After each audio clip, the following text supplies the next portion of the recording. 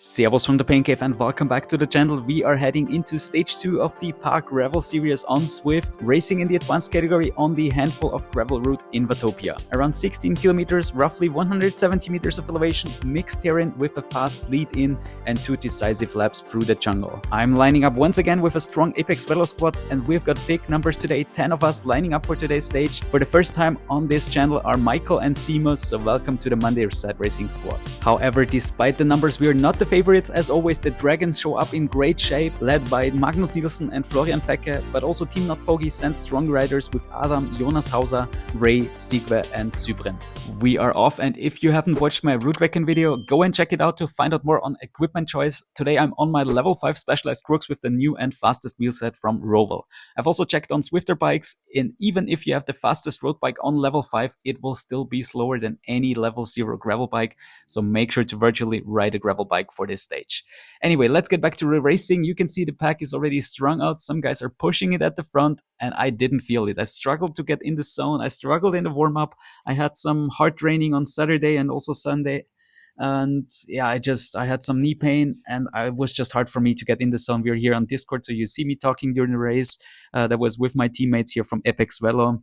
And it's always motivating to kind of share the pain and listen to each other heavily briefing during that race decisive moments. All right, we're reaching the bridge in a second here. I'm still in a good mood, so that looks pretty well so far. It's not too hard so far. We are at 4.3 watts per kilo average. And yeah, again, but I didn't really feel so good for me. I'm trying to get out of the saddle here, pushing over the bridge here. These are the steepest gradients here with like up to 8% almost.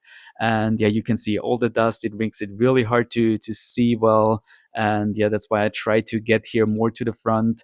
And I'm also aware here that this will be the finish line. So I'm checking where will we have the finish, the sprint at the end. And yeah, you can also notice there is another mistake Zwift did. No power-ups, so they really screw that whole series. They make a mess out of it.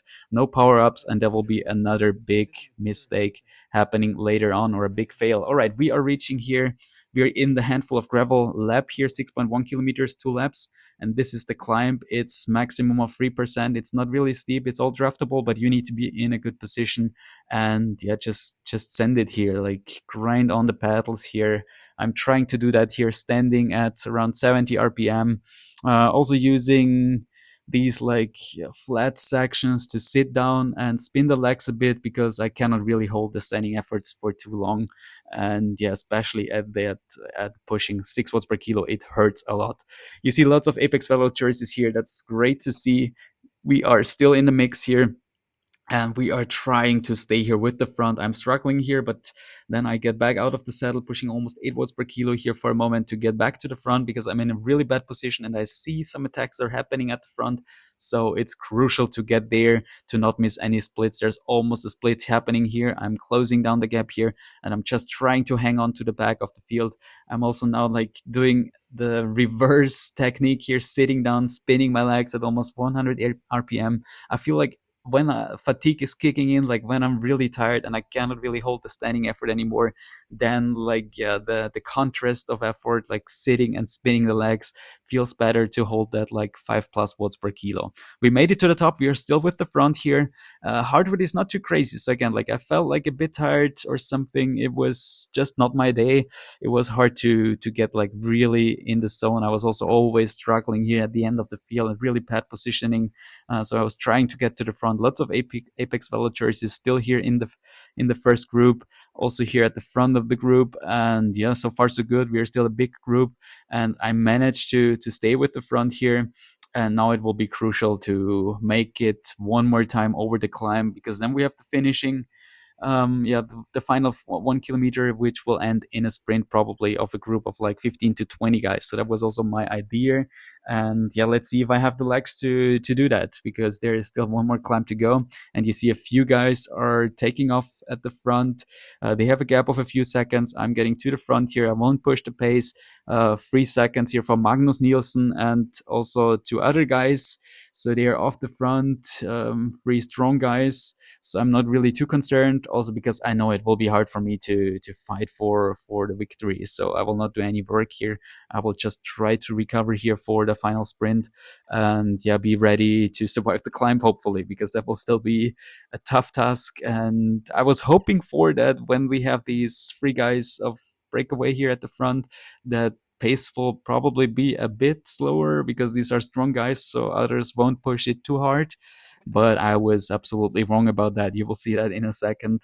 I'm so far in a good position here, pushing more than 6 watts per kilo, so everything goes to plan at this moment. Sitting down here a bit too early. I should have waited for that blue section here to, yeah, really take advantage of that standing effort, which still is better.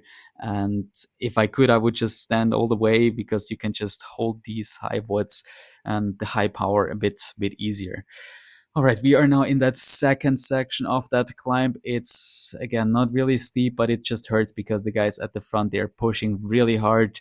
The peloton is strung out here, and you can see the gaps are opening up here. I'm struggling really hard here. Heart rate is at 185 beats per minute, 5 watts per kilo, and at this moment I kind of break. I'm here on the wheel of Michael, my teammate. He's also with me. Also Florian is right behind me. Some other really strong guys, so I'm in great company here, I must admit. Even though I cannot hold the front group, we're still fighting for top 20 position, as it seems. And yeah, it was just not possible. I couldn't hold the front. Carsten is still there from us.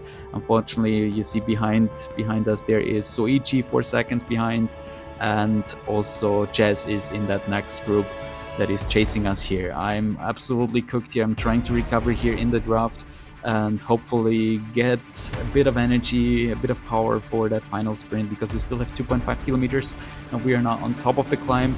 And yeah, this is the time where you need to recover a bit and get ready for that final sprint. I'm also aware that someone who could attack, I was also thinking about maybe I should attack, but then I just knew, like, no, I have a good sprint. For me, that would just be stupid to attack, because I can wait for the sprint. If someone is attacking, I try to jump on his wheel, but I will not attack myself, because I can be confident about my good sprint here at the end. 6 seconds behind of us, there is also a strong group with Jeremy, with Soichi, also the Australian Chris Bolwell, and now you see, like, the Dutch guy here, Boykeboom, he is attacking. I can see that he probably wants to go long here and extend this attack, so I jump on his wheel and don't let him go, and then he also decides to slow down. So I was happy with my choice here, because I think that could have been like a move where he could have been able to break away. All right, 700 meters to go, and one thing I definitely want to avoid here, opening up this sprint from the front. So I try everything to go to the back of the field. You see the first guy is already pushing at the front. It's again Boykeboom, the Dutch guy here. I'm trying to get on his wheel, less than 300 meters to go at this point. I'm waiting for opening up my big sprint here, and with 200 meters to go, I send it. It's downhill, it's a tricky sprint. Draft is very important, and I reach the finish line in first position of my group. And now you see the next fail by Zwift. The finish line is actually later than it is visually. So I end up in P16 with an average of 4.8 watts per kilo, 24 seconds behind the winner Magnus Nielsen. Carsten finished in a super strong 8th place, less than 4/10 behind Nielsen. Shout out also to Ray for a superb 10th place, awesome mate. Michael finished in 19th, and also Jess and Soichi finishing in the top 30. Since Zwift cancelled stage 1, the GC is identical to the results of stage 2 at prime time. Let's see what we can do in the remaining 2 stages. The race felt super hard. I wasn't fully in the zone today. Felt hard for me to suffer, probably because it was a tough day off the bike, so I wasn't fully ready to go all out. Still good effort, good numbers, close to some seasonal PBs on 10, 15 and 20 minutes. Alright, that was stage 2. If you enjoyed the video, make sure to like, subscribe and drop a comment below. It really helps the channel grow. And let me know in the comments, how did stage 2 go for you? Did you hold the front or end up chasing as well? See you in the next one. Cheers and ride on.